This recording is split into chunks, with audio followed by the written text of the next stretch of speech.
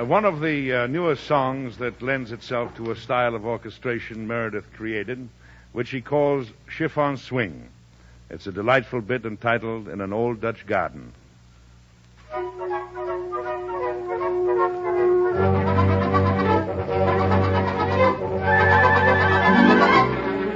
In an old Dutch garden by an old Dutch mill, where the moon was bright upon a distant hill, when the smile danced by, it was then that I saw heaven in a pair of wooden shoes. In an old Dutch garden where the tulips grow, that's where I first whispered that I love you so. For my heart was blue till I gave it to an angel in a pair of wooden shoes.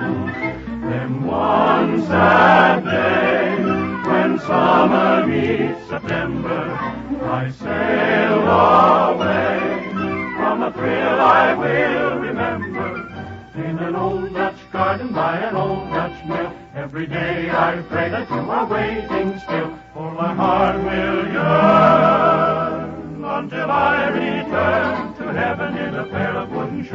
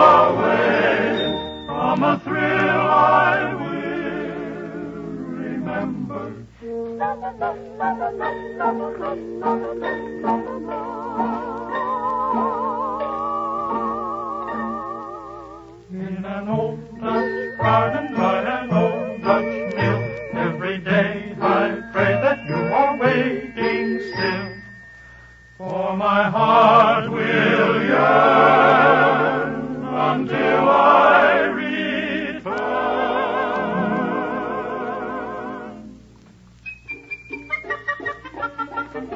to heaven in a pair of wooden shoes.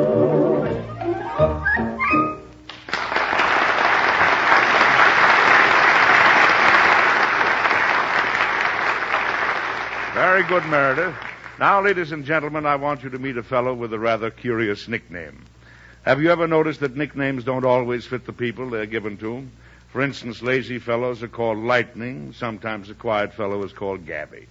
I don't have to tell you that Meredith Wilson is known to his intimates as Baldy. Isn't that right, Meredith? Fiddle faddle. Well, it's true. We've got a fellow on this program. He's our director. His name is Don Cope.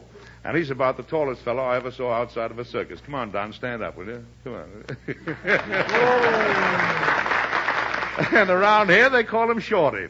Well, anyhow, that's the way it goes. So if it gives you any insight into his character, let me tell you that Raymond Walburn is known as the Deacon.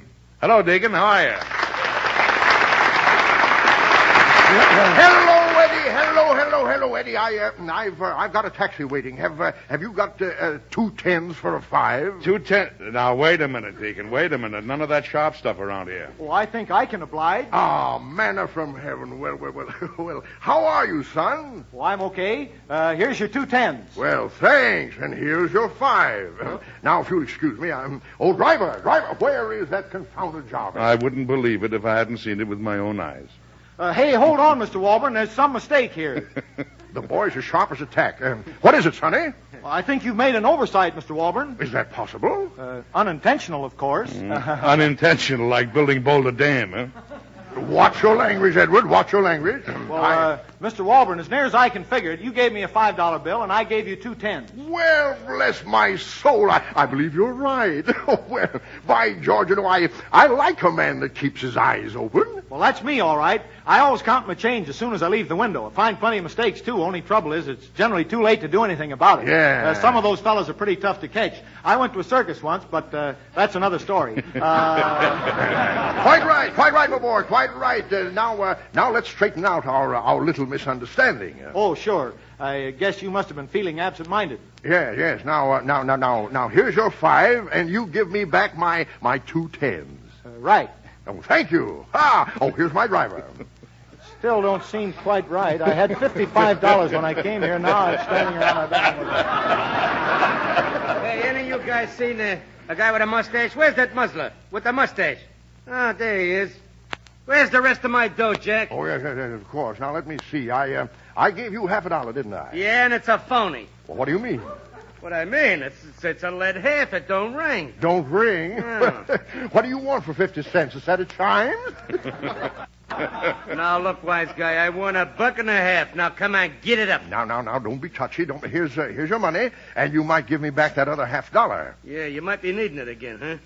What'll I do with the 2 blondes you left in the cab? Blondes? My niece, Edwards. My nieces. Driver, Yeah? take them back to the gated theater and let them out of the stage entrance. You mean pour 'em out? Well, so long, lovey. A very disagreeable cab driver. Most unfortunate that I was unable to use my own car today. Deacon, don't tell me you have only one car. Retrenching, Edward. New Year's resolution, you know. I divide the car up among the family. Monday, my wife drives it. Tuesday, my brother-in-law has it. And Wednesday is my day. And who's got it now? The finance company.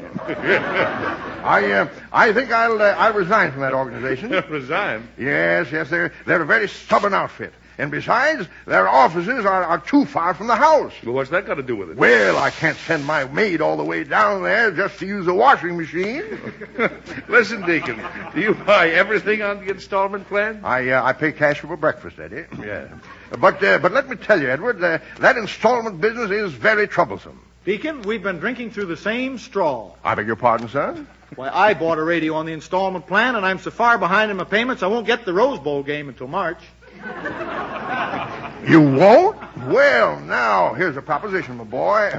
I'll give you Tennessee in 6 points. How about it? Well, gee, that sounds good to me, Mr. Walburn. But to tell you the plain varnished truth, Peggy, that's Mrs. Wilson, she don't allow me to gamble. Say, Meredith, do you consider that a gamble? The man's giving you 6 points. Well, I don't know. I have a very unhealthy respect for the Trojans. Oh, Edward, would you give me 5 minutes alone with this CHUMP? Champ? Why should he call me Champ? I'm not moving off this spot, Deacon. Somebody's got to protect the sheep. Now, listen, Edward. If you keep your trap shut, I'll buy a copy of your autobiography. Well, every man has his price. I see. My dear Mr. Williams. You always get my name wrong, Mr. Walburn. Wilson, 2 L's. Oh, I beg your pardon, Mr. Elson. How would you like to triple your money in the next 5 days? Fine. Is it a conservative investment? Conservative? Why, it's as safe as an acorn in a squirrel's pantry. Well, that sounds good. Was it a lumber enterprise, Mr. Walburn? Well, it's along those lines. I can see at a glance that you have a very good head for lumber. Well, thanks. But I don't really think I can go into the lumber game at this time. Well, now, it's not exactly lumber business. How would you... Oh, I can't stand this, Deacon. Oil growth. Why don't you sell the poor boy a banana mine? Give me time, Edward. Give me time. Oh, I know he's only fooling Eddie. Any sap knows that oil comes out of cans. Well, there's one thing sure. It don't come off trees. Well, evidently, neither of you have heard of castor oil. Well, I'll be fangoozled. He's positively right. Just goes to show you can miss an opportunity when you think you're too smart. That's right, my boy. That's right. Now, would you care to invest in my proposition? No. That doesn't give you much leeway, Deacon. There's more than one way to skin a cat. What is your reason, Mr. Wilkins? Well, Peggy, that's Mrs. Wilkins. She doesn't... Now the poor fellow's forgotten his own name. Pardon. As I was saying, Mrs. Wilson is still a little peeved about that gold mine you sold me the last time you were here. Did I sell you a gold mine? You sure did. the Spurious Gold Mine, Incorporated. I let you in on that? Yes, I was very grateful myself, but Mrs. Wilson seemed to think there might not be any gold in the mine at all. She's kind of a doubting tomboy, you might say. Yes, a doubting tomboy. Yes, I know the type very well. Yes. But I had faith in it, Mr. Walburn. Even though I didn't receive any dividends for 3 weeks, I wasn't worried. No, you kept cool and collected. I kept cool, but I didn't collect.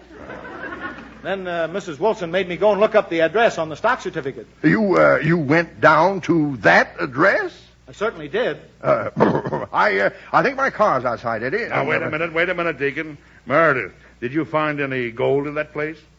Well, I didn't have a chance to look the mine over thoroughly. It turned out to be a lady's Turkish bath. Well, my car is definitely outside at the door. I hear it knocking. I'll see you later, fellas.